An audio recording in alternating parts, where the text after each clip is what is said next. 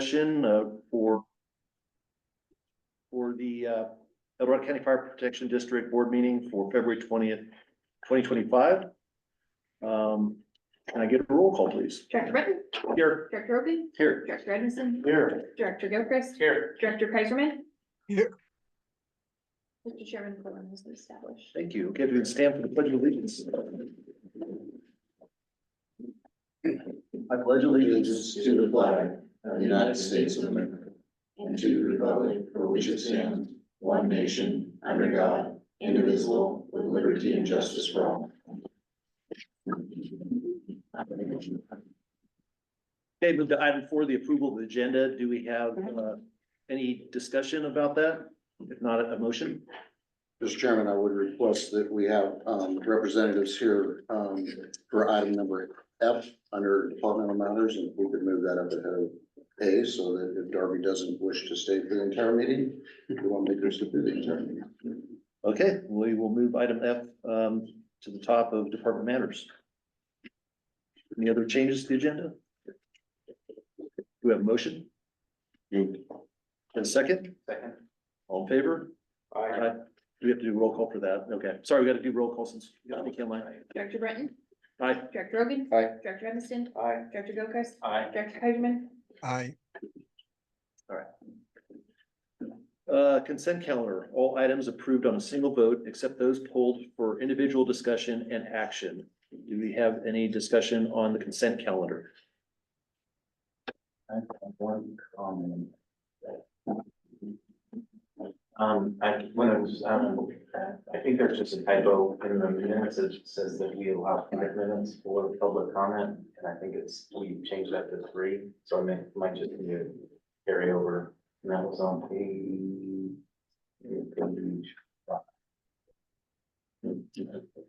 Yeah, on the agenda it says 3, so was that from the minutes? It was in the minutes, Okay. yes. I think it's just a carryover or something. That was the only comment. Okay. Any other comments? Do we have a motion to approve the consent calendar? So moved.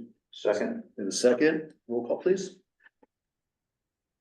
Director Britton. Aye. Director Rogan. Aye. Director Edmondson, Aye. Director Gilchrist, Aye. Director Kaiserman. Aye.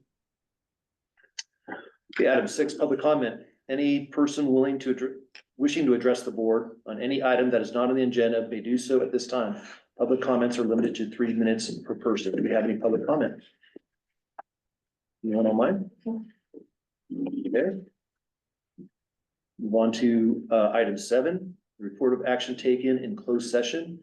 This is referencing the conference with labor negotiations, unrepresented employee fire chief. So it was agreed to with the agreement with the chief. I'll speak about the items that were in the proposed contract. It will be from January 1, 2025, and will be effective until July 1 of 2026. Will be the term of the contract. The fire chief's salary will be a 4% raise from its current salary. There will be executive leave in recognition of work that is regularly performed by the fire chief after hours and on weekends. Such an emergency responses, civic engagements, and outside meetings required by the position. The fire chief shall be granted 6 days of executive leave on an annual basis. Executive leave is non-pensionable. Executive leave must be used within the calendar year and may not be carried over. And then the last item, the fire chief shall receive an annual uniform allowance of $1,500 paid on a pro rata basis in each pay period. Do we have any discussion on the item? Can I get that verbiage again? Yeah. Any public comment?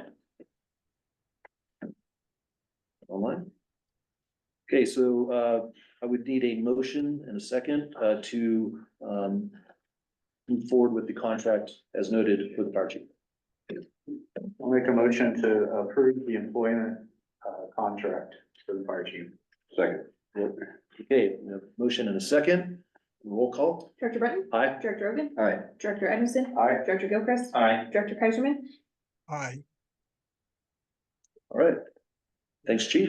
Thank you. Does say we have you on the hook till July 1 of 2026. Good dialogue about that. Great, thank you very much. All right. Move on to item 8, department matters. So we've moved up, item F, the Caldor Monument Placement, chief. Thank you, Mr. Chair. The district has been working with a local artist who's developed 4 bronze plaques to honor the firefighters who fought the Caldor fire. The artist would like to create a monument to display the plaques at Station 17 in Paul Times. Recently, Director Edmiston, Captain Preston, and I met with the artist, Darby Patterson, who's here today, at Station 17 and discussed potential sites for the constructing the monument. Darby Patterson is currently raising the funds necessary to construct the monument with a goal of having the monument completed this calendar year. Staff is recommending the Board of Directors approve the concept of constructing the monument at Station 17 and direct staff to continue to work with the artist to complete the project. Attached to my staff report is the project descriptions that we received from Darby, as well as kind of the drawings. When we met and kind of looked at like where could we place this, the 4 bronze plaques are 28 by 28, I want to say. 28 by 28. 28 by 28. So we're looking at kind of like where that front sign currently exists for Station 17 and constructing something kind of in that area where, you know, it's right adjacent to the walking trail. It would be out of the apron area and parking area, but there are parking stalls nearby there in the front of the station. So people that are walking by, or if they want to pull in and stop, they could view the monument. It'll be probably like a concrete, for lack of a better term, like a half circle, if you will, with the 4 plaques that are mounted onto there.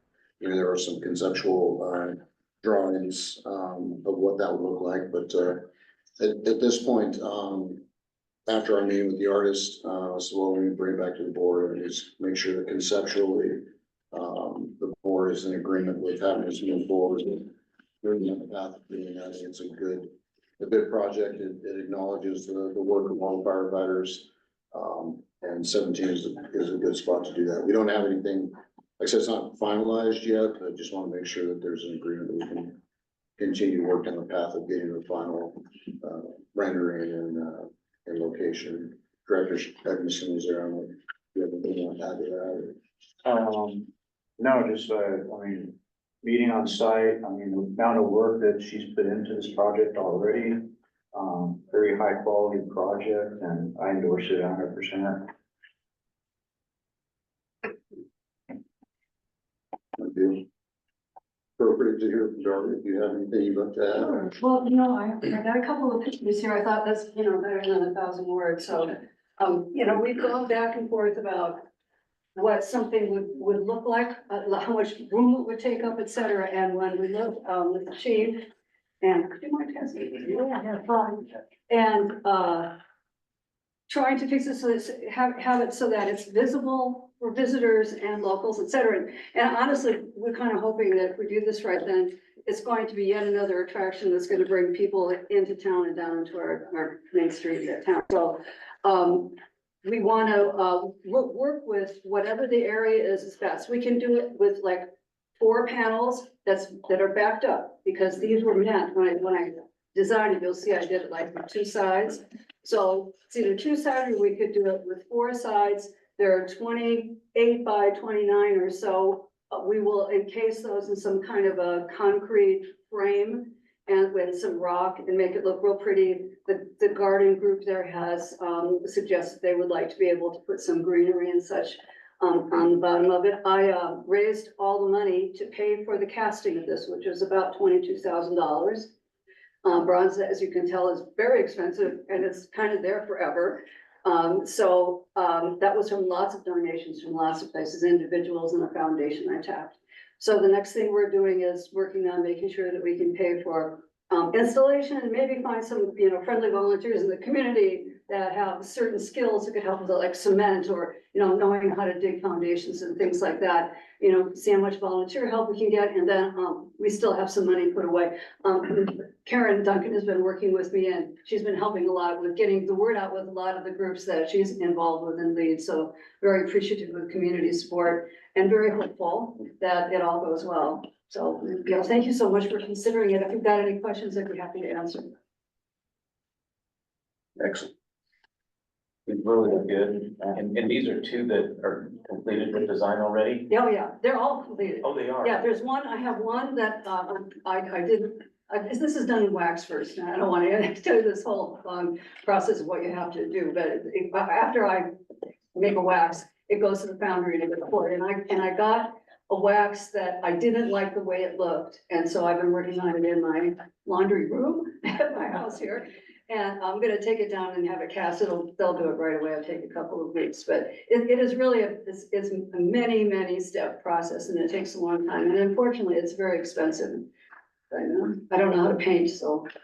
Is, can we, when those are done, just for preview, can we get, like you did with these two? Yeah, sure, absolutely, yeah. Because I think this really looks good. Thank you, yeah. Oh, there's one that represents wildlife, and then, it includes, it's like, this really includes, there's family, there's air support, there's actually, each one of the firefighters on the works represents a different firefighting organization that was involved in the fire. And yes, I do have a female firefighter in there. She is up a little bit, higher, but I had to make use of space, and so she's not like way in the front, because there wasn't, honestly speaking, I mean, there weren't, a huge number of female firefighters out on this big fire that we all interacted with. So, I had to search my conscience, so I didn't try to be like too equality minded and fair. That's nice. Do we have any other questions? Good. Yeah, thank you very much. Is there any board discussion? No, public comment? Okay, then, need a motion. I'll make a motion. I'll second Okay, roll call. Director Brennan? Aye. Director Rogan? Aye. Director Evanston? Aye. Director Gilchrist? Aye. Director Pettingill?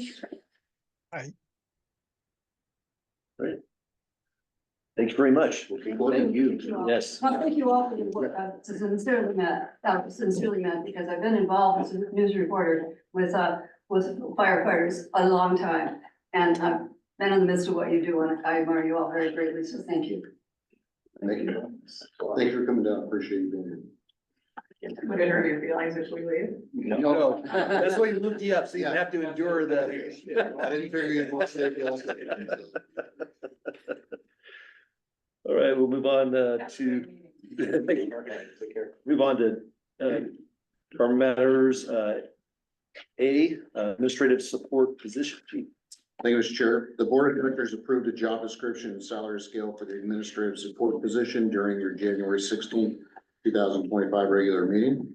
The position is currently being recruited, and our admin teams have a schedule for onboarding new employee and transitioning the workflows between Diamond Springs Fire and County Fire with the pending retirement of one of the admin assistants in Diamond Springs. On February 11th, 2025, the Diamond Springs Fire Protection District Board of Directors approved the hiring of the position as a county fire employee, with Diamond Springs reimbursing County Fire for the cost of the position.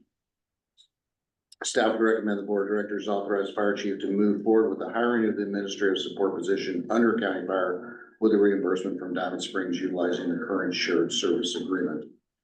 And this is, as we talked about that new position and kind of reorg with the admin team and what that admin team felt they needed. So that would be this position. Again, we would hire them under County Fire with reimbursement from Diamond Springs for that position once Diamond retire. Board discussion?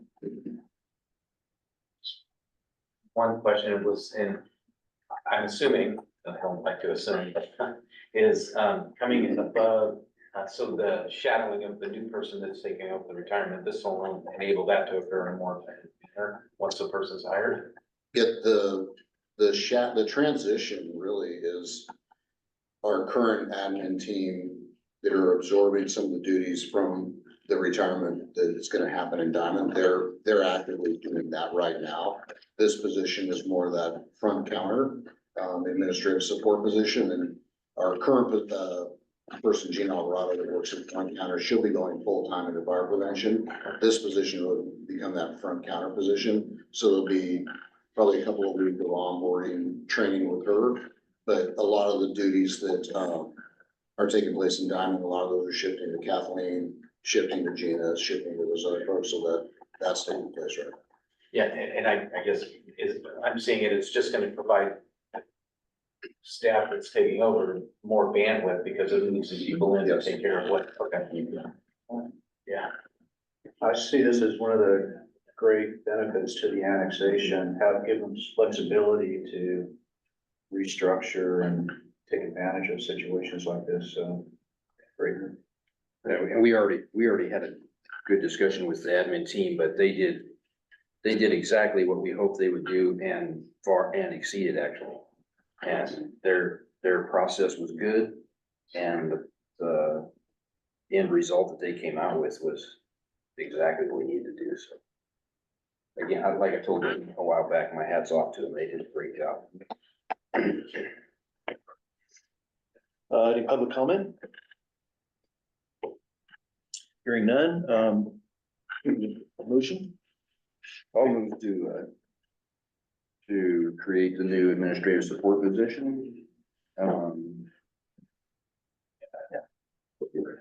have a second? Second. Okay, roll call please. Director Brennan. Aye. Director Ogen. Aye. Director Edmiston. Aye. Director Gilchrist. Aye. Director Kaiserman. Aye. Right. Thank you. Got more staff now. All right, eight B, administrative, Pinell Paramedic School reimbursement request, Chief. Thank you, Mr. Chair.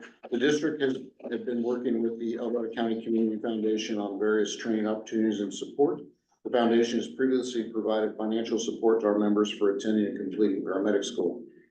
Firefighter Joshua Pinell had submitted for financial assistance with paramedic school following the same format request from other members. And we were under the impression that this request would be granted from the foundation. Unfortunately, with a change of leadership at the foundation, this request was not approved. And firefighter Pinell is already enrolled in his paramedic program. Firefighter Pinell has requested the district reimburse his paramedic program under the new LEAD program within the MOU, utilizing the board designated training funds. The cost of his paramedic program was $4,416.99. Staff directing the board authorized reimbursement to firefighter Pinell's paramedic training for $4,416.99 using the training fund. Firefighter Pinell is currently working for the district as a firefighter paramedic. Copies of all of his receipts and invoices were provided, and attached to my staff report is the letter of request from firefighter Pinell. Send my staff report, happy to answer any questions. Okay, for discussion?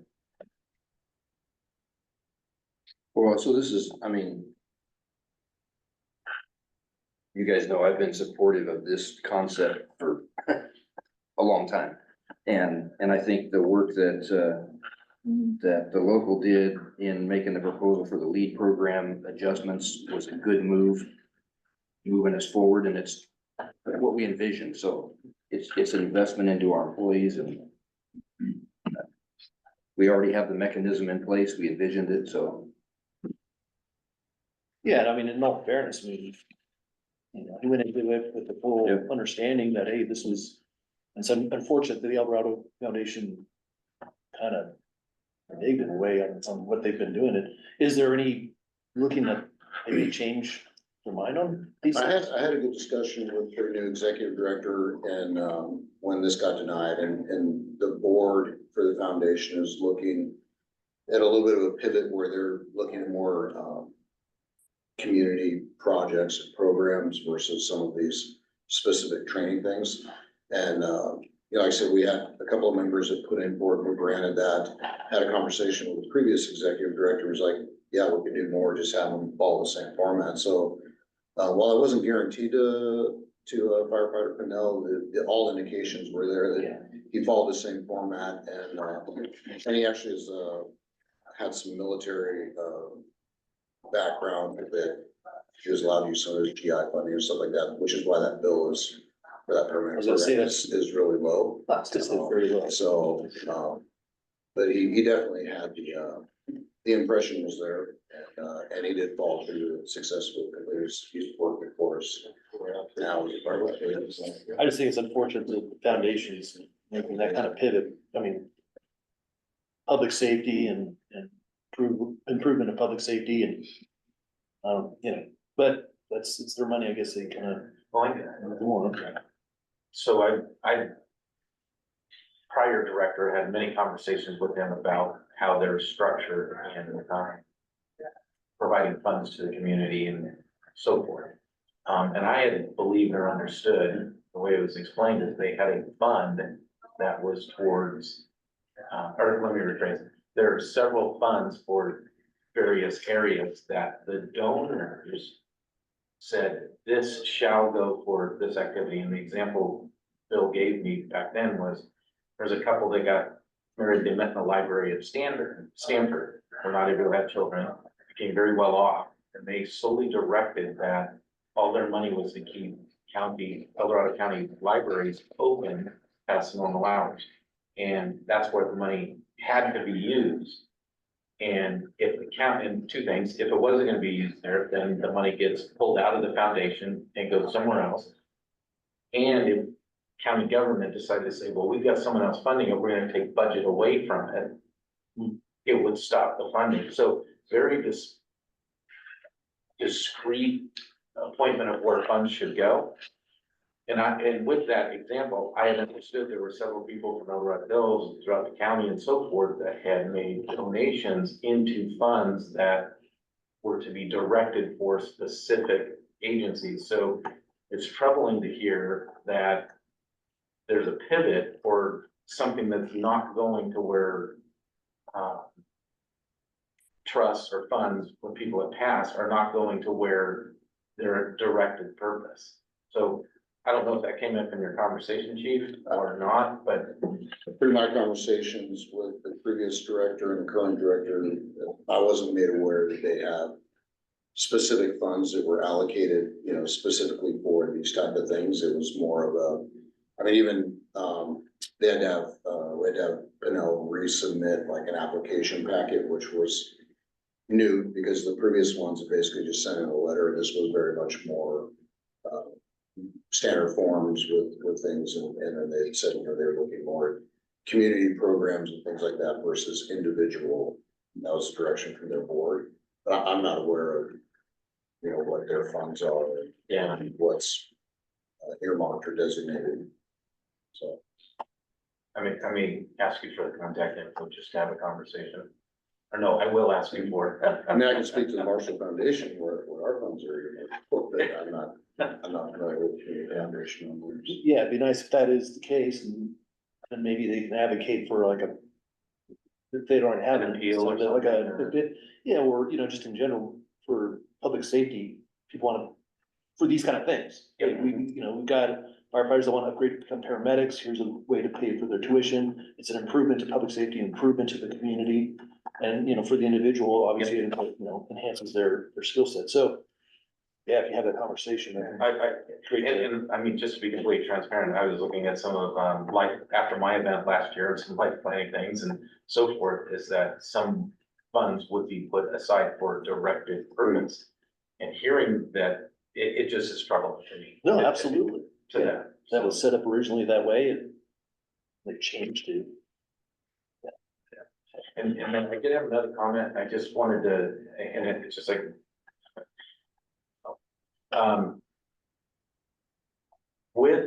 So are we with the rank and file, and don't get me wrong, I'm not saying I disagree with approving this, but are we opening up ourselves for anything that would say we're setting a precedent that says we need to go down this line if people are doing it and we start to pay more, and does it create any concern? Because I want to make sure we're getting the education and training we need to get for our personnel.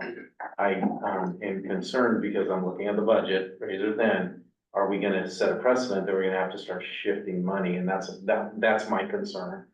No, because there's already a fund that's designated for this, that's significantly larger than this request.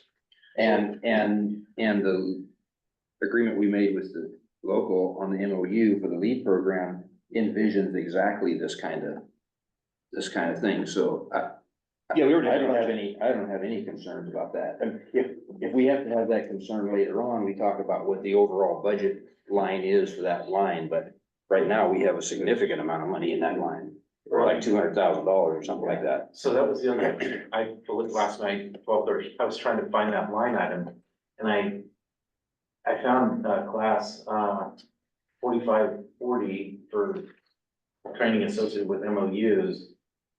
And I couldn't find the 250 number, because I remember seeing it, and it was only about 20,000 in the line item I found.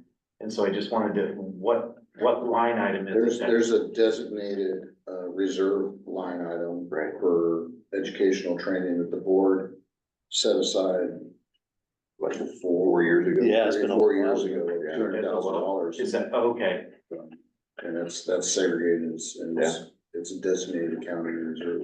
and is that in the, what class, it's a It's in reserve? reserves. Reserves, Yeah, because I didn't go far enough down. It's a reserve fund. Okay, okay. It's career training, career track, training development. Yeah. Okay. Thank you. Any other discussion? Any public No, we comment? already have the money in that account, and that's kind of what the lead program's been set up for. And, you know, at the end of the day, firefighter Canal needs to get reimbursed for his training, so. It's a good option. Any public comment? Oh, public comment. First of all, I appreciate the support of this item. It seems supported. Because it's really important to develop our staff and, if he works in this capacity for our district, he'll fill a very important need for the citizens of our community for the duration of his career. So, good opportunity there. Quick comment on the, foundation. They do have some funds that are specified. They probably have about a dozen of them. So persons can make a fund donation specifically to their foundation, or they can identify a certain fund to put it into. There's one firefighter related fund, which is the firefighter peer support fund, that is outlined on their website. So that's just a note there. So it might be a conversation of would they put another bucket over there for us, but just that's a comment. Great, thank you. All right, do we have a motion? I'll move that we approve firefighter Canal's request for paramedic school reimbursement. And do we have a second? Second that. And roll call, please. Director Brennan. Aye. Director Ogen. Aye. Director Edmiston. Aye. Director Gilchrist. I with prejudice. Director Kaiserman. Aye. All right. Move on to item 8C. Chief. Thank you, Mr. Chair. This item before you is a request for some surplus of equipment. Chief Lohan has been working with district members to identify items and equipment that are no longer in service, usable, repairable, or have exceeded their service life. The list of items and equipment are attached to the staff report, along with the request from Chief Lohan to deem the item surplus. Staff recommend the board of directors identify the items listed as surplus and authorize staff to move forward, removing them from items from the district inventory. Attached to my staff report is Chief Lohan's staff report, as well as the list of items that have been identified. And so with that, that's in my verbal report. Have to answer any questions. Any board discussion? Stewardship. Yeah, Director Ogen, when you were a firefighter, did you use the 1983 partner pay? Yes, I did. I saw that one. We've still got some of this around. Your dad was in your career.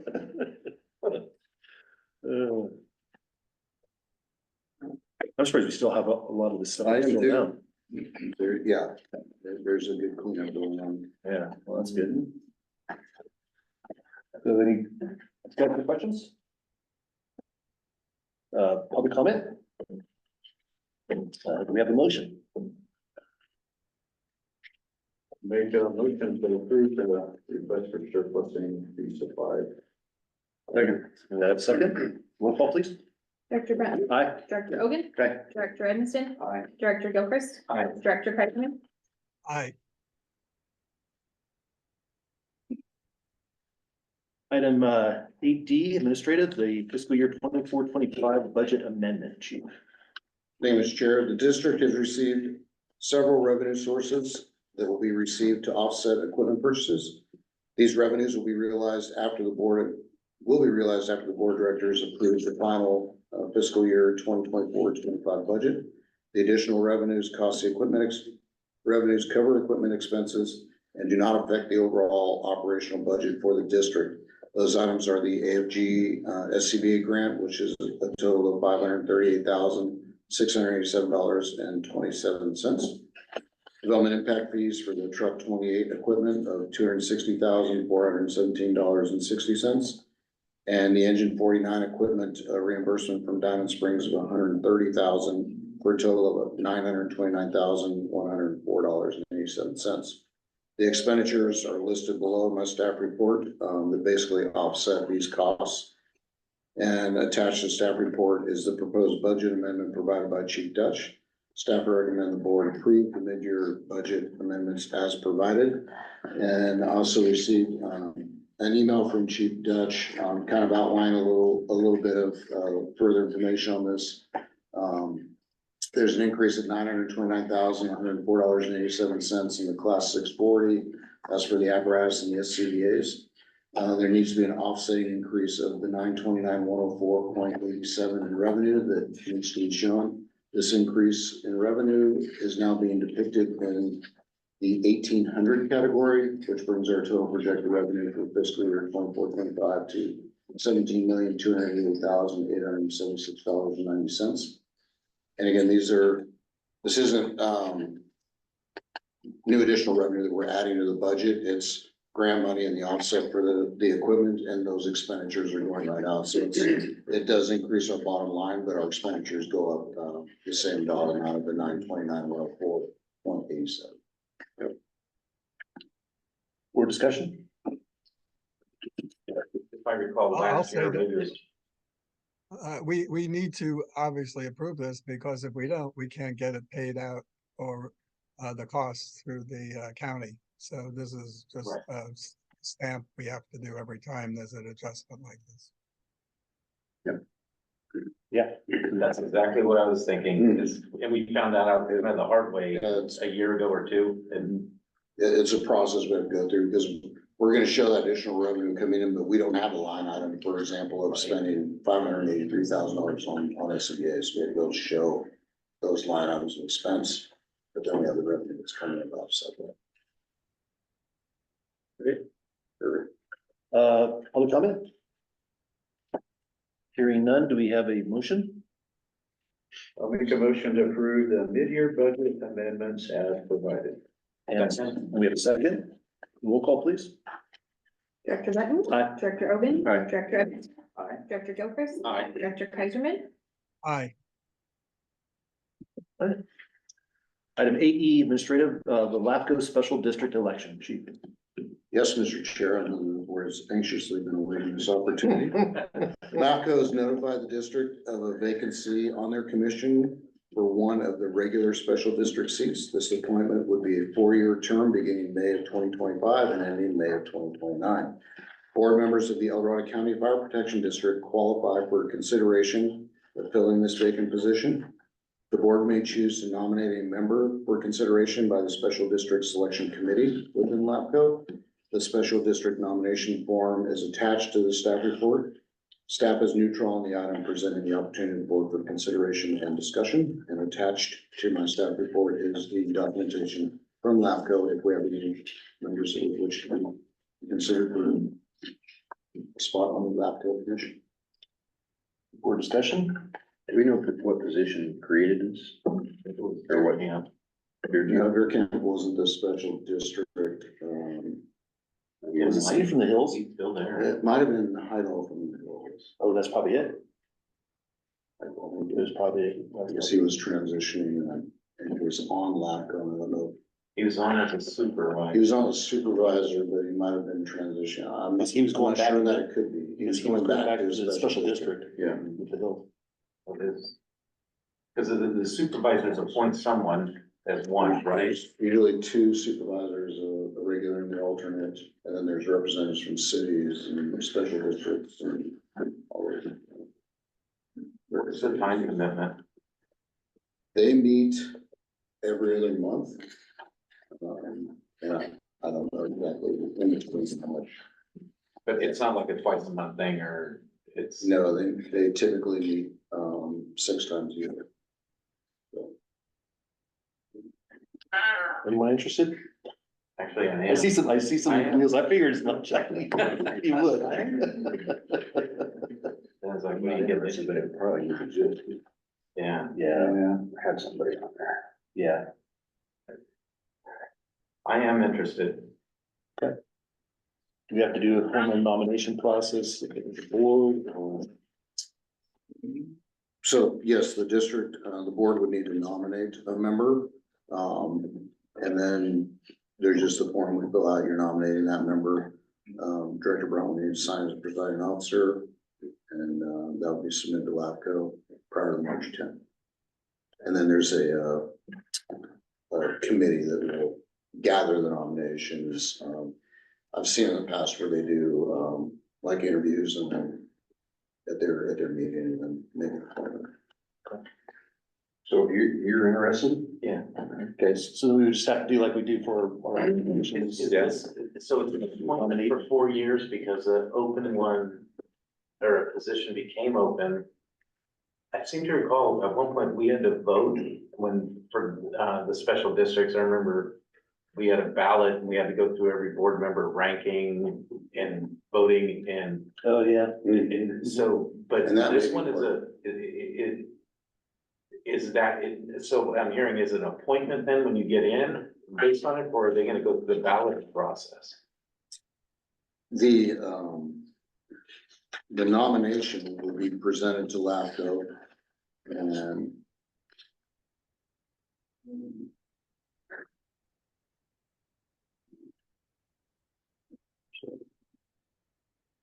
once the nomination period is closed, the ballot listing valid candidates and voting instructions will be sent via email to all districts. Districts, okay, so this The is. not nomination just statement of qualification will be included. Just like we Just we did. So, yeah, A few years ago, Yeah. yeah, you'll get a Okay. list and then the board.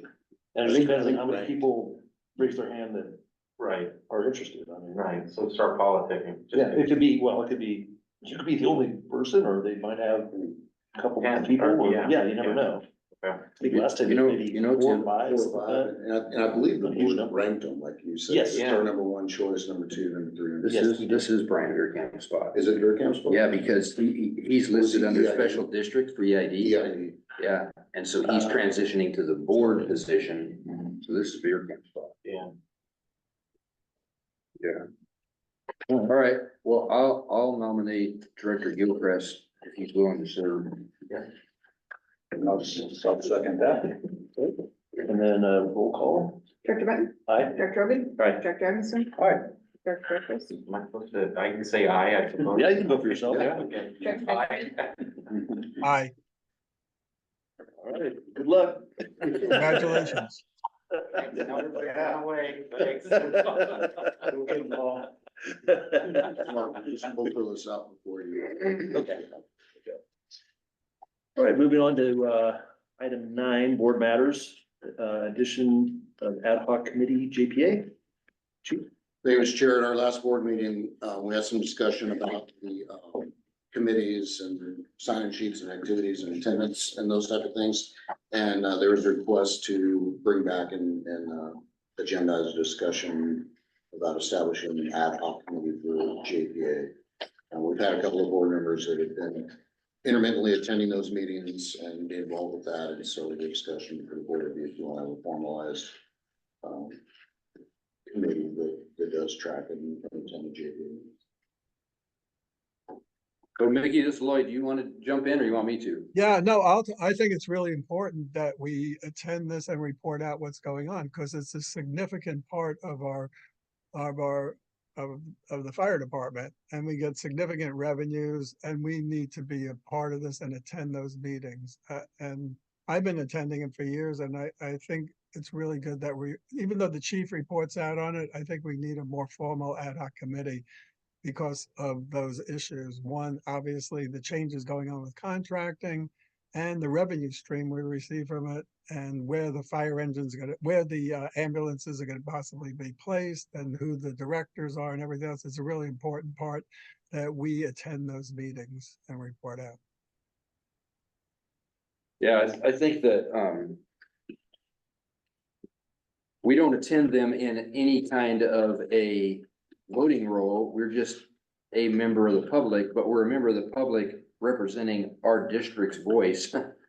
And really backing up the chief in those public comment timeframes on the board. And the other piece of it is that at that meeting, there usually are board members from the other fire departments who attend and make comments and whatever. So I think us missing from that discussion would not be good. And because we're doing that, it seems like it's a meeting we ought to add as an ad hoc meeting because it's a significant piece of our district's business. Yeah, I fully agree. I think that having that representation there is tremendous, and thank you, Mickey, for having to attend those for all the time, over time, because it is important. We are a big piece of that JPA, and definitely we should have our voices heard. So I'm in full agreement. I think that'd be great. So question would be is if, we decided to, make this a committee, vote on that. Do we have to wait till the next meeting to agendize it, to name the members, or we want to move forward, name the members for that? It's only, you can establish. we can establish that. Identify, because you're just identifying who the members are. Uh-huh. And if I could add in, I think that, the other value of having consistent, board member or members that are attending with, some of the recent changes, so in the last year and a half, when we got the JPA's legal identified that, for example, when there's things pertaining to county fire that, you know, if there's discussion about the rent, for example, I can't weigh in on it because I have a vested interest. If we were to talk about increasing or reducing the rent, for example, Chief Gallagher can't weigh in on it because he receives rent because there is a Medicaid station there. So if we have a board member or two that are tracking, you know, what's going on at the JPA, as elected officials, you can speak to that. I have to sit silently at the table, so there is some advocacy that could take place there that would be beneficial in certain scenarios for our agents. And we've recently seen that Yes. with a couple of different districts, so. Yeah, personally, I was involved in when we went to get the RFP approved for Diamond Springs ambulance. Chief Cordero and Chief Gallagher couldn't say a thing about it. And they were discussing how the RFP was put together, which was crazy. And I said, hey, this has already been vetted by this group, this RFP, and the numbers are the numbers. And then they went ahead and voted it in. But the two chiefs couldn't say a word about it. It's really a disservice. There should be they need to change that. You should be able to comment on something that's going on in there, but they have to be silent. So that's all the more reason that we should attend. Yeah, and I think that's a good point too, Mickey, because I think that's another reason why we need to be there, because there is some pieces like that are irregular in government code or interpretation of government code. So to silence our elected representative or appointed representative at the JPA from even having public comment and weighing in on the public comment time is, I mean, that's another piece, I think, that we as board members from the districts can say, wait a minute. Let's have a discussion with the legal folks. And, you know. Yeah, and the comment by the JPA's legal was, because there was obviously a lengthy discussion. It was like, I don't disagree that it's not crazy, but it's the law. And so as long as it doesn't make sense, but that's what the law is. So, But every other board in California their representatives they're the city manager, whoever can comment during the comment time, right? as long as it doesn't have a financial interest for that agency. And if Chief Gallagher and I's positions were elected and not appointed by the fire districts, then we could talk all day long. But because we aren't elected, we're appointed employees of the agency. So you know, back in the day when board members were the JPA board, they can talk, because they're like, that's the caveat. Well, another thing besides CAL FIRE, we're the biggest player at the JPA as far as, you know, what we represent. And I think not just to represent El Dorado County Fire, but to have a strong presence there by having 2 board members, and if one can't make it, have an alternate. And then having an EMS chief there, and our union's been there as well, so we need to reflect, our stake in the game there. And then a fallout too, the meeting I went to, I learned a lot from, so I think as a board member, it was very educational to kind of see the process and meet some of the other players, so I think establishing this committee is very necessary. Having And I listened to- agree that we should have 2 members, and we could have an alternative, somebody can't go to attend that meeting, and I think it's, as Jim said, it's real, you learn a lot going there, and who the players are and what's going on, it's a significant part of our fire department, so the more people that are aware what's going on, the better. I mean, if we could have 3 people attend, I'd say it's great, but we can't because of the Brown Act, so I'd say we go with 2 and an alternate, and we can let that person know if somebody can't attend, they can attend. Or maybe not a particular alternate, but if we No, could rotate. Rotate. Yeah, to rotate, make sure everybody gets through there. Anybody that wants, I agree, but there could be, anybody that wants to attend could attend. I had some reservations early on this. Those have been a lead. I'll say that. I do think though that it's not a committee that's temporary in nature with a defined purpose and having an endpoint to that regard. I think it should be a standing committee and not an ad hoc. No problem with that. I think that has a little bit more emphasis and Right, importance. to that, Not- I'll be going to determine. Yeah, Yeah. so can we change that, or in a motion, I guess, motion to have a standing JPA committee created? Okay. Any discussion? Public comment? Okay, we'll go through, have a motion, and then, if it passes, then talk about who we want on the committee. Okay, so we have a motion? I'd like to make a motion that we create a standing JPA committee. We have a second? Second. Roll call, please. Director Britton, Aye. Director Ovid, Aye. Director Edmiston, Aye. Director Gilchrist, Aye. Director Cogsman. Aye. It's across the ocean, what can I say? Yeah, it takes a while, right? So then we want to, appoint the 2, committee members?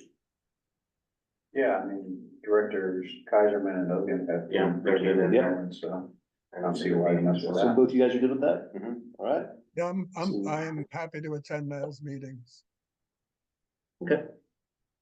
And then there was a comment, do we want, Director Emerson, I think you mentioned about having rotations. I think we just have the 2 standing, and then If Well, each year yeah, we they- have Vacant- Well, if the vacancy, Oh, if one of us can't attend, then one of the other board members can attend. Yeah, please, Yeah, I would just ask, you know, if either Director Rogan or Kaiserman can't attend, let me know, and then I can just shoot Right, an email out to there's only one person there, and some of these meetings, I mean, I think to have a consistent representation there is good. Some of them, I mean, you've seen the agendas there, there's not a whole lot going on. Next Wednesday is a pretty significant meeting. Yeah. So, I might add is, I don't want there to be a perception that the committee only meets when the JPA meets, because there might be cause or need for that committee to meet and have dialogue about something that's upcoming or something to present. So I think, and being a standing, it's not obligated, whether the JPA is not monthly, it's every other month or every 3 or. every other month. But there's also, I mean, MSOT, and there's a lot going with JPA finance, there's a lot of JPA items that are going on, so.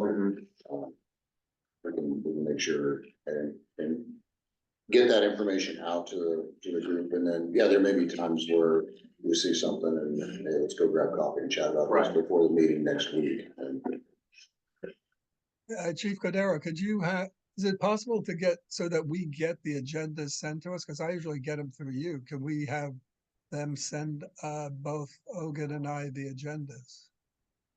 I can make that request as director to see if she'll add you to the email list. In fact, on any announcements, maybe we should get it, that go out, that go to the public or to, that we're gonna be a public meeting.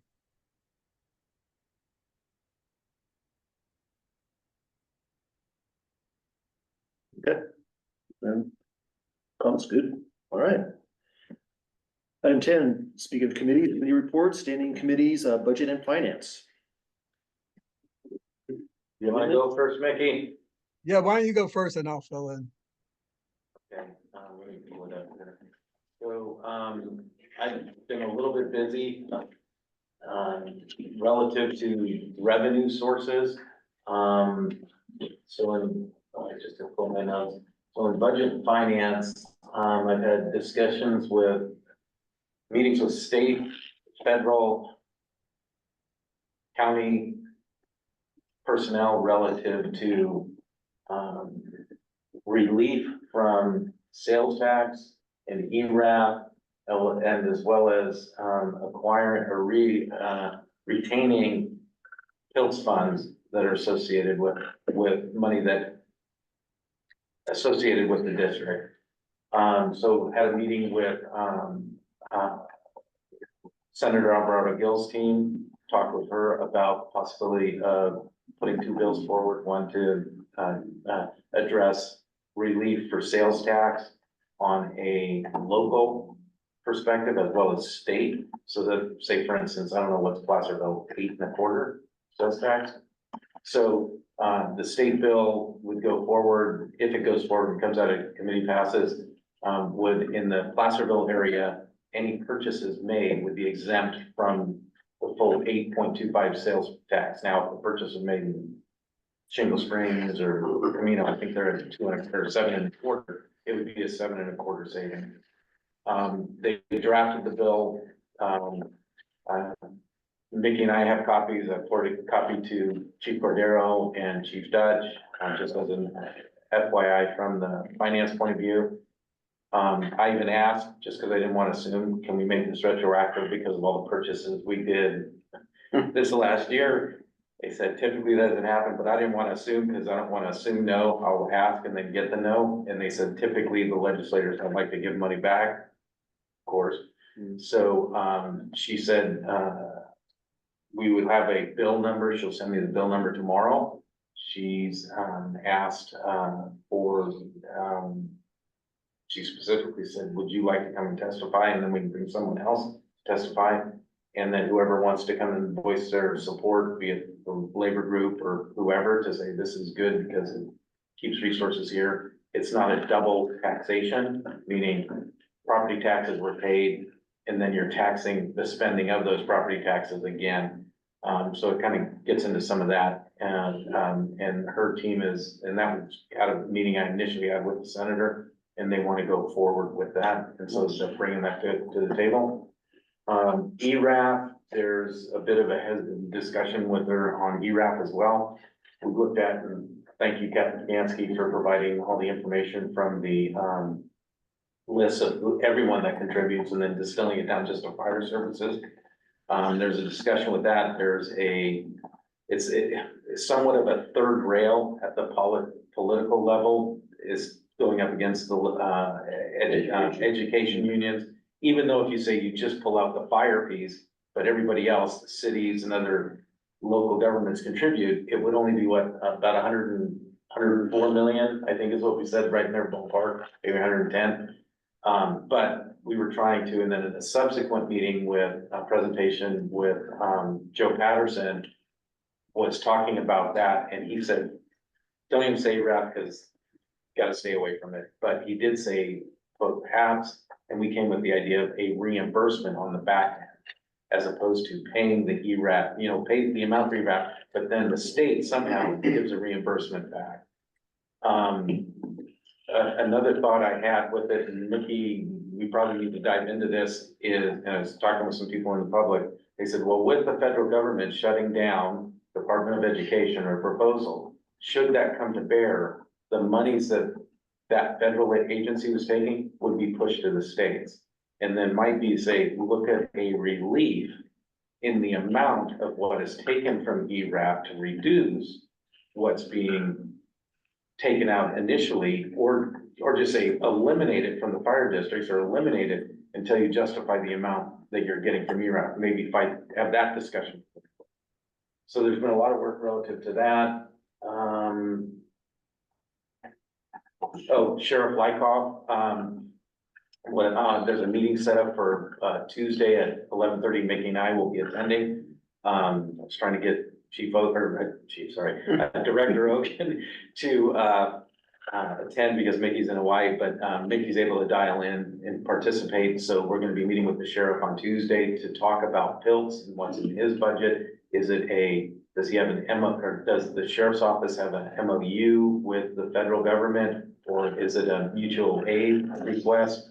And are there still deputies or federal employees being deputized or not that handle it? But we also recognize that there's a county road, the four-wheel road, Rubicon, that goes through that the county's obligated to patrol.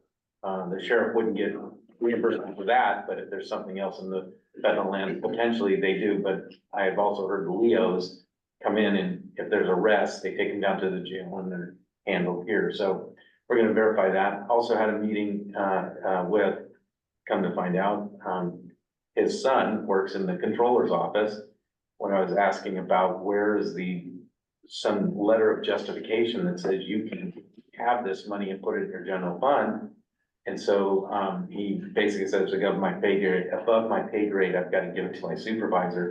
That's getting worked through, and I'll be following up tomorrow as far as what is occurring on that side. So a lot of things from the finance committee, looking at additional funds, and some of these on the sales tax alone, if we've been able to recapture that, about $600,000 because of what was just spent would be retained.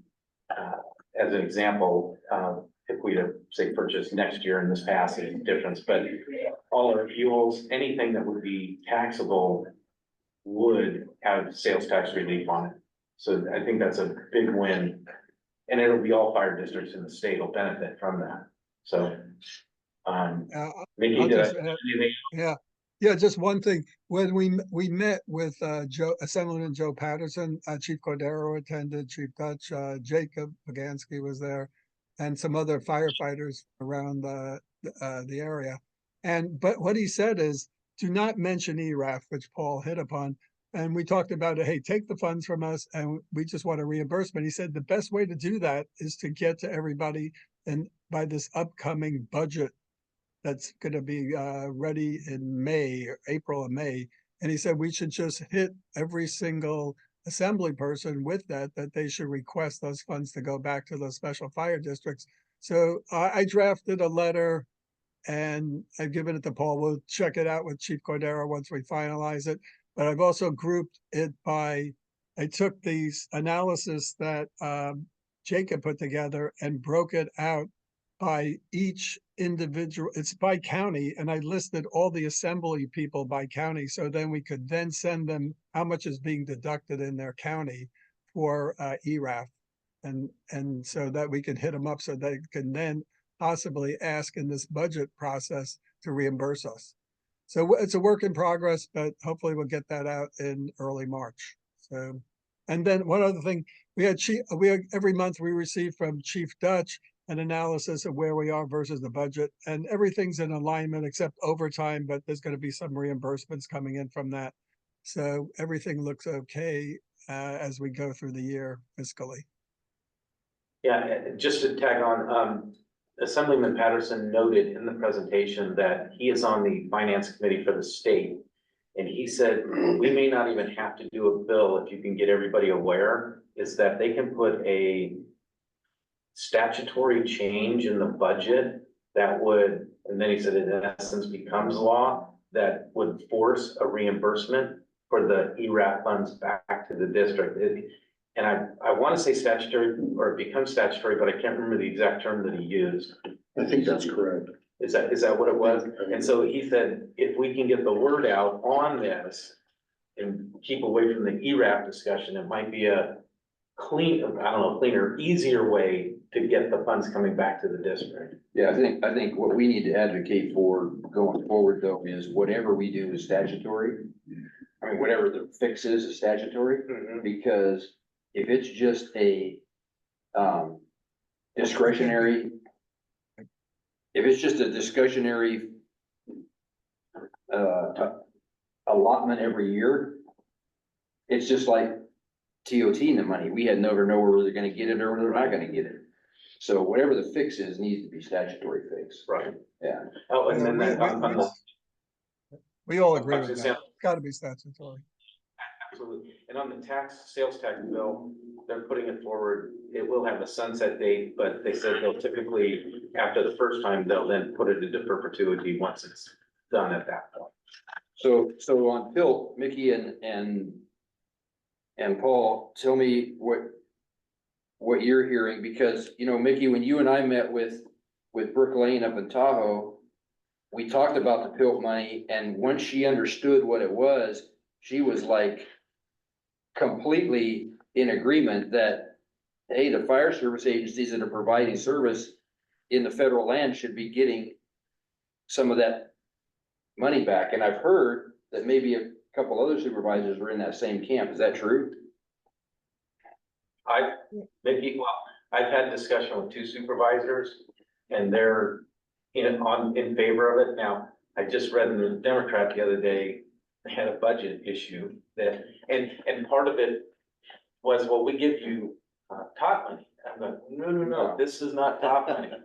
This is, it's earmarked for it. And so, and this is, I can't remember if I said it or not, but McClintock dedicated 3 of his staff to accompany us on 2x2 meetings to have the discussion. And McClintock said he would fight tooth and nail to make sure that that money goes to its intended place. And there was the chief of staff, even for his chief of staff, even said, you can see this with the current administration, that there will put pressure to make that happen as well. Yes. We're still doing some research on this because we don't know really what generates the PILTS money. Did they get a bill from somebody or they just send it based on what? I mean, it's really not clear. And then if it comes in here, then why does the county just take it? Was that through a decision they made with the supervisors to take it and not give it to us or whatever? And who else is receiving this PILTS money? So we're still doing some research, but as Director Gilchrist said, we have McClintock's support, and once we figure out a little more, or maybe he'll do the deep dive into it. Once we can only go so far. That was gonna be my comment, Mickey, was that I think maybe through our avenue with McClintock's office, we ask for them to verify with the Department of Interior on what the language is in the Senate bill that created that fund in the first place. Because it's specific, there's a formula, and I believe it's based upon the square miles of federal land within a county.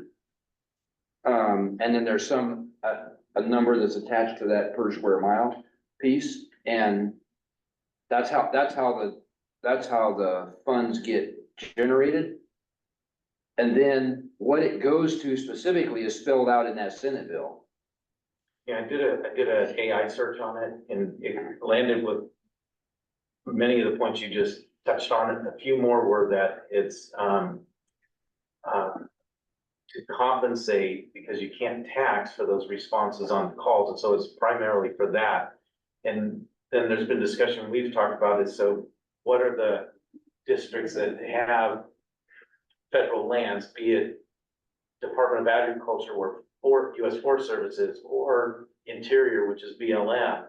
And so those two kind of cross over and they've both have plays in it. There was some discussion how that has to, personally, it might be fun to go into, but it sounds like a lot of work. Let Elon do it, or we'll have,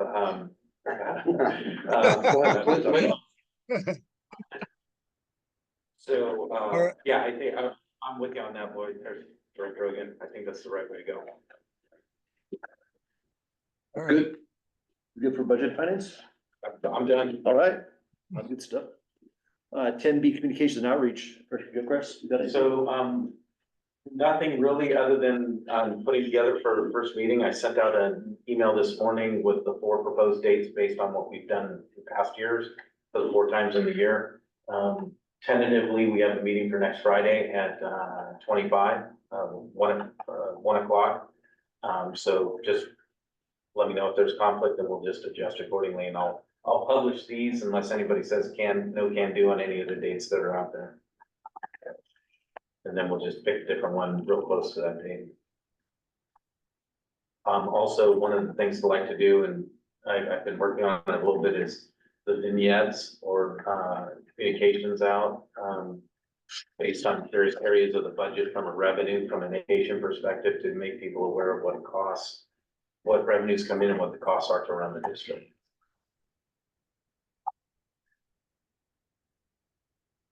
All right, on to our ad hoc committees, facilities and equipment.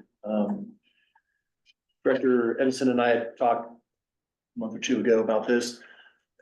As we're getting closer with our annexation with Diamond Springs, I think it would be beneficial for he and I to, Chief Gallagher would be accepting of it, to go and tour some of the facilities, tour your facilities and stations. Kind of get a good look, it doesn't have to be deep dive, but look at, your fleet and that sort of thing. So as Chief Daniels, he kind of runs your fleet, facilities and stuff. So we could set up a time, maybe April, May-ish timeframe. We could go on a little bit of a tour and, I've known and seen most of the facilities. I don't know. Jim's had that opportunity, and then apparatus kind of where it's at, and basically apparatus plan moving forward. So that is merge. And Chief, have you guys thought about when that happens, who's gonna be in roles like for fleet, who's gonna do facilities, or you haven't quite got there yet? We've had some good dialogue between Chief Daniels and Chief Lohan, because they're both running the fleets and what, what equipment and things are going there. We also have our maintenance group that's heavily involved in our apparatus, so. Both Chief Lohan and Chief Daniels are here for a few more years, so. They'll kind of retain that, and they may divvy it up to one and taking over that. But they've got plans in place with, the new apparatus we received, Diamond's got Type 3 that's being built right now. They're working on a plan with where that piece of equipment's gonna go and moving some other stuff around too. And with Chief Williams facilities. And will Chief Williams take over facilities, the Diamond facilities when that happens, or There's is probably a discussion. still a discussion point? We were just thinking, something we were thinking about, and just so that, Director Evans could also, get his feet in the ground as far as the Diamond Springs facilities and apparatus, and even for myself as a refresher, especially with apparatus. Plan there so that, we can be helpful and whatever needs are there, and then we also have some knowledge as to, like I said, do Type 3 for Diamond coming up and all that kind of stuff. I'd be willing to take you guys to Okay. take you around. Yeah. Yeah, So we'll probably look at sometime maybe April or May or something like that on our calendars, and yes, there's something out there. we'll figure something. HR guys scheduled. Yeah, next month's gonna be a little rough, got spring baseball this week off, but, sorry.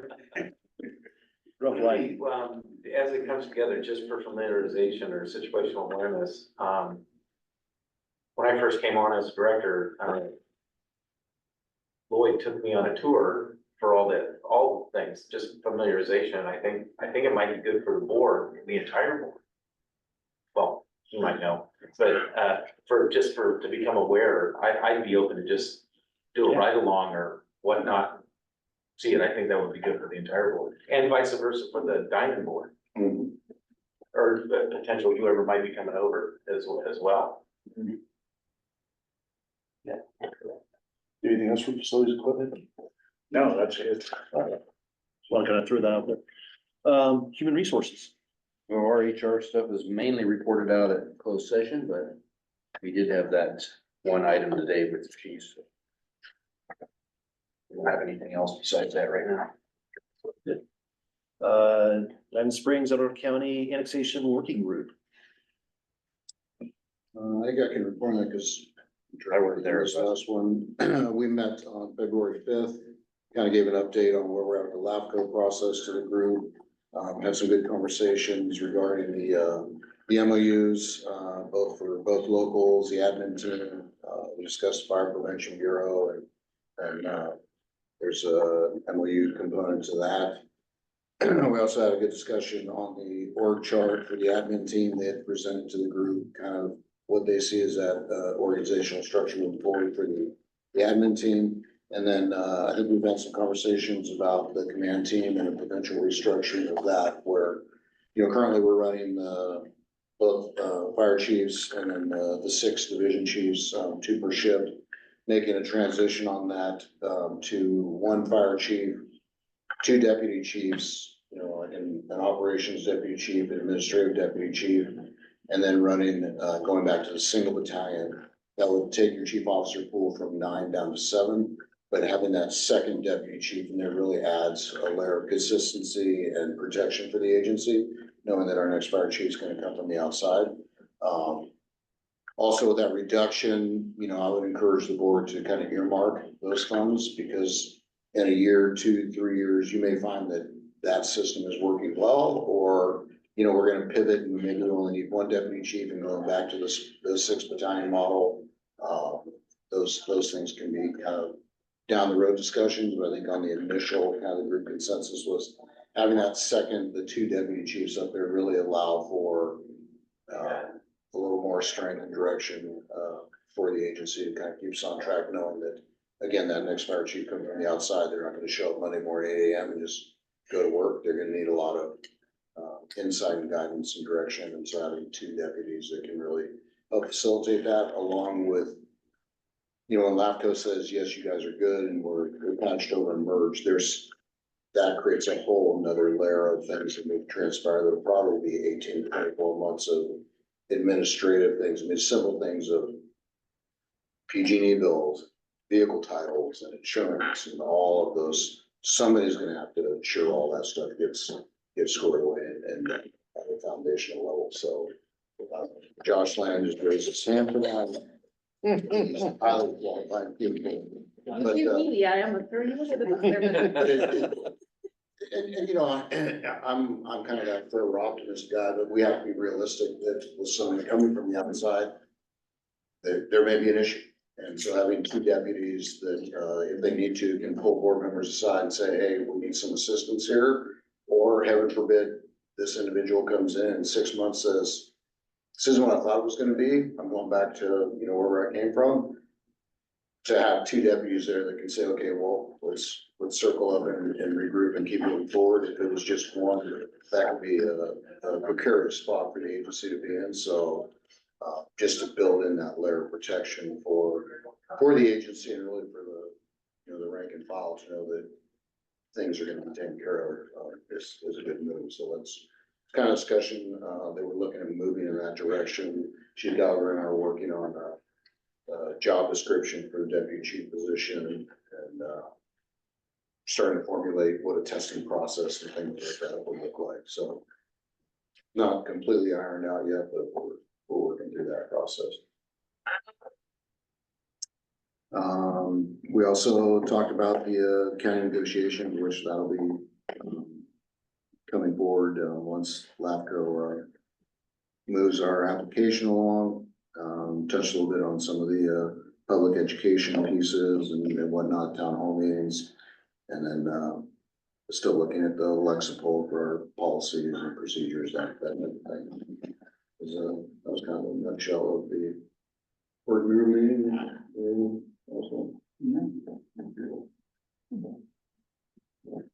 Moving along, good. All right, item 11, correspondences and communications, chief. Mr. Chair, in your packet, you'll see the run statistics for the engines and medics for the month of January. They continue to be very active and very busy. The crews have been doing a really good job with taking care of things. We did have 2 engine companies that went down south for the on-strike teams for the fires in LA during January. One of them did a full 14-day assignment. The other one was 4 or 5 days, but they were there. They take care of business. So a lot of good work done by the crews and a lot of folks stepping up and filling those spots. You know, it's kind of out of season to be going on strike teams in January, but we've also done a little bit of a pre-positioning during that time frame as well, which is some of the recent storms. So That's did in my, we also, as a result of the, strike teams, we did receive a letter from, Captain Spencer Morgan of Diamond Springs, commending, engineer Brian Flanagan and firefighter Caleb Melton. Captain Spencer was the, captain on the engine with the county engineer and county firefighter. They did some good work. They got down there in the mix of things and, drove all night and then fought fire all day and the next night and saved homes and things like that. One of the, firefighter Van Patten ended up somehow making a contact and do the podcast with an individual down there on, his experiences and whatnot. So it was a good thing, but the letter is in your, board packet from Captain Morgan. And it was nice for him to take the time and recognize the work. I wasn't surprised a bit when I read it. Yeah, those guys really took care of business, yeah. And report. Okay, moving on to, One quick question on the Hostler. How many engines do we have reporting into that? Engine 17, 25, 28, and 49. Okay, Truck 28 has that HOS system also is on surge. I just think that caught my eye the last few packets. I think that's a powerful piece of information and I'll bring it up in the communications committee meeting. I think that we can leverage something there or, to boost out how we're providing more safety associated with the services the fire district provides. It's good for them. item 12, fire chief's report. Mr. Chair, just a couple of items, for the city of Placerville. Our folks are gonna be working with the, Public Works Department to inspect fire hydrants in the city of Placerville. This is kind of a proactive, move after, the LA fires and all the discussion about, the fire hydrants and they were dry and this and that. And, I had several members of the community reach out with questions about our system. City staff also received questions, so we're putting together a program where, the crews at 25, as well as some public work folks, they'll be out, putting their hands on the goals every hydrant in the city and just making sure that, they're operational and good to go from there. I also had, GPUD had reached out and, they set up a meeting with, County Fire, Garden Valley and, Georgetown Fire, and the crews at 72 will also be kind of going around and checking the hydrants out in the cool area primarily. There's some out Pilot Hill, but primarily that cool area, just taking a look at those hydrants. So that program, the crews will be out in the field doing that probably here next week or two. There's a little bit of coordination still with the city, but we're working on that. We're also in the initial planning stages of the annual wildfire preparedness public event, that's hosted by the Placerville Fire Safe Council at Midtown Mall. It'll be in April this year, which will be good. They've done it earlier in March, the previous couple of years, and the weather's been a little sketchy, so pushing a little bit later into the spring, hopefully gives us, better weather. We attended a wildfire preparedness, presentation for the city of Placerville that was put on by the RCD, last month. And we also, attended the Placerville Economic Advisory Committee, with fire prevention staff. They had some questions regarding real estate inspections and primarily how those impact, mobile home parks. So that was a good meeting, last week on that. At the JPA level, the contract negotiations at our last meeting with the county, we kind of hit a point where we have a draft document, if you will, that the county is going to present to county council they'll go through the verbiage and things on that. Next week, the JPA board will be reviewing that proposed contract. Once it's completed the review from county council, it'll go into the board of soups for approval and the JPA board for approval. So we're kind of on track, hoping to have that all wrapped up by June 30th, because that's when our current contract expires. As far as the district goes, Chief Blankenheim, Chief Lowenthal, and myself, we made a joint presentation to the Cameron Park CSD board, and the community regarding fire services on the west slope of El Dorado County, including a recommendation to their board to stabilize the fire services in Cameron Park. Our recommendation to them was that they stay with CAL FIRE.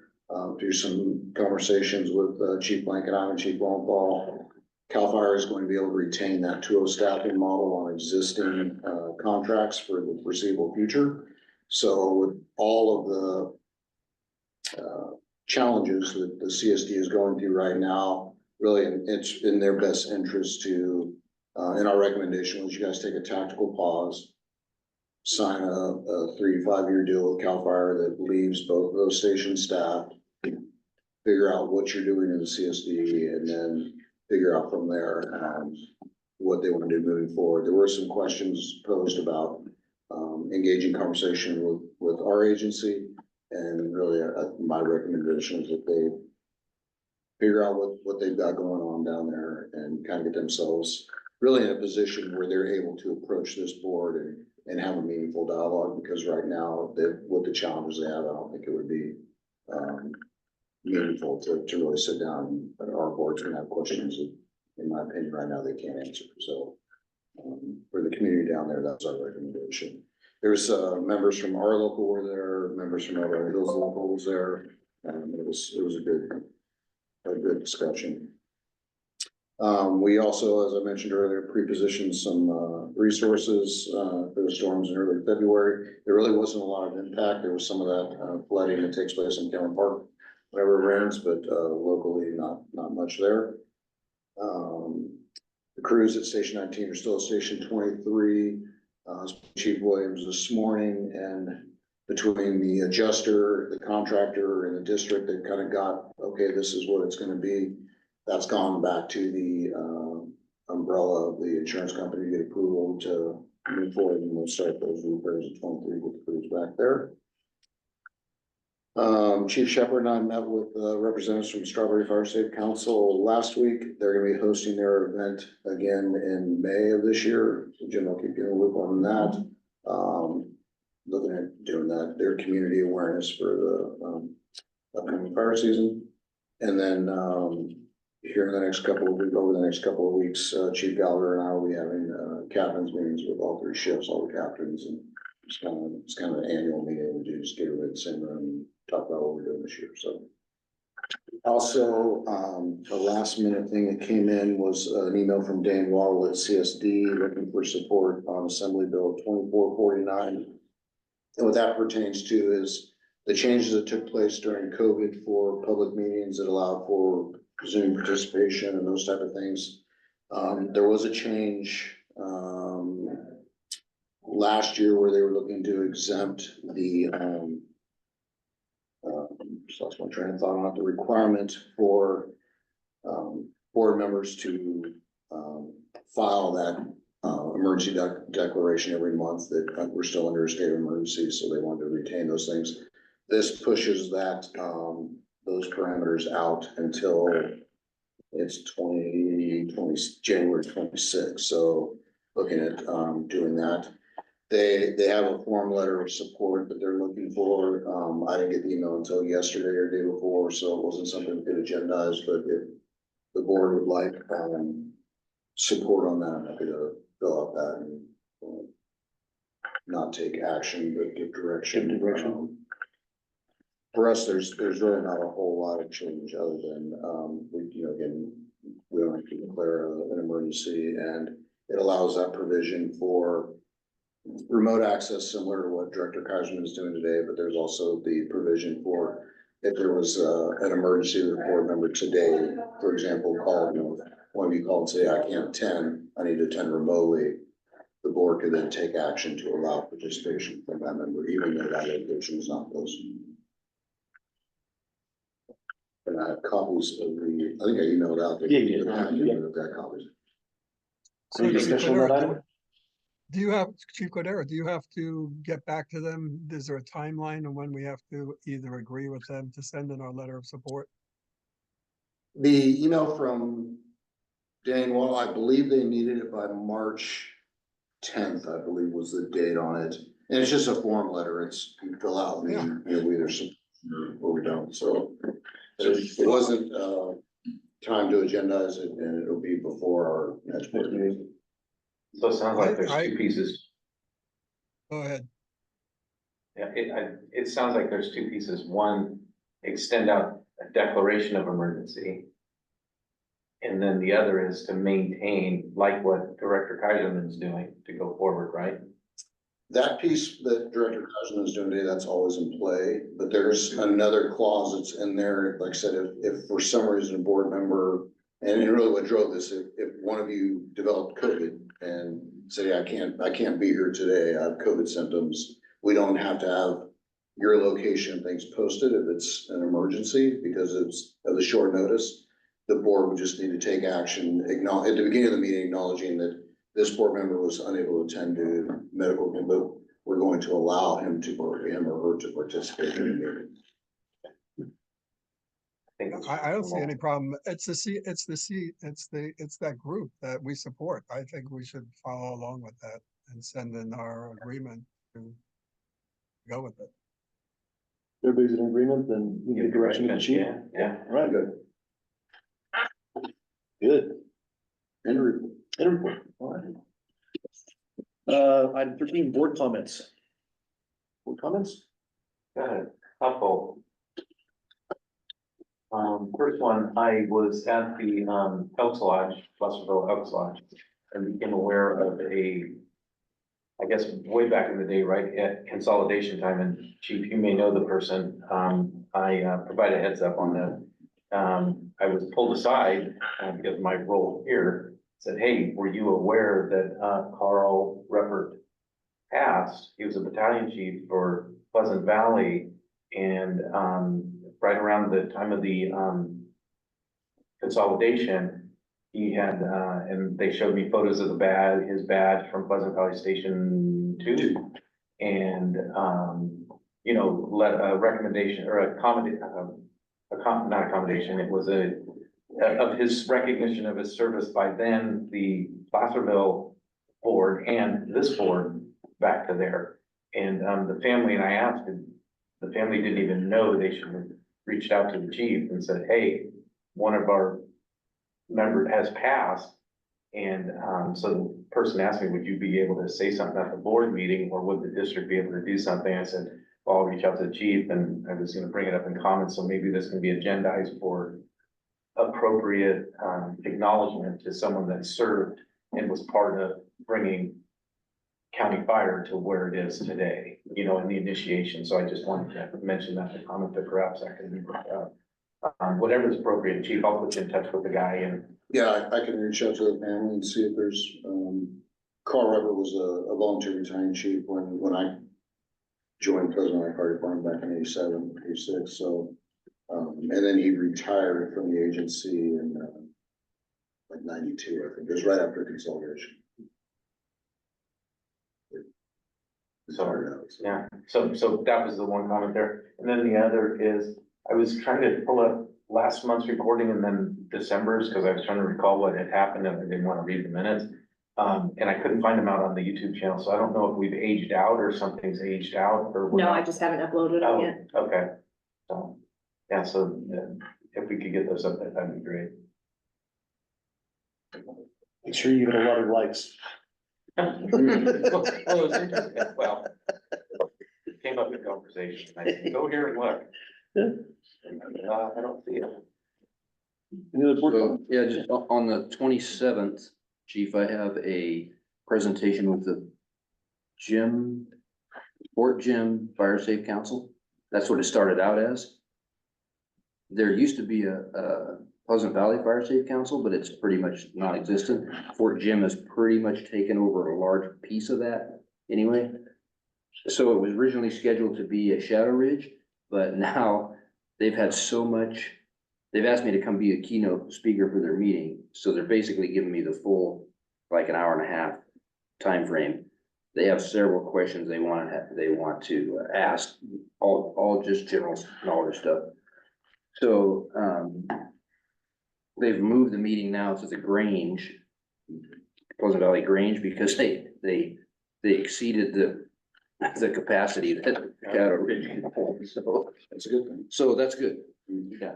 So that'll be, I think it's gonna be at 6:30 on the 27th.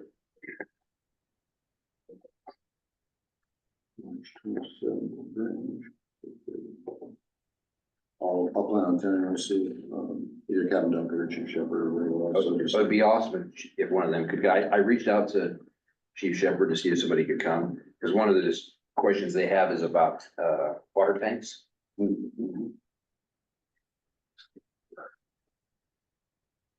it 6:30? I believe it's 6:30.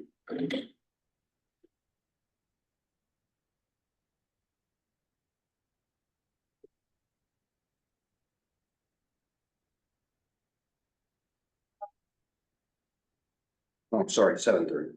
Yeah.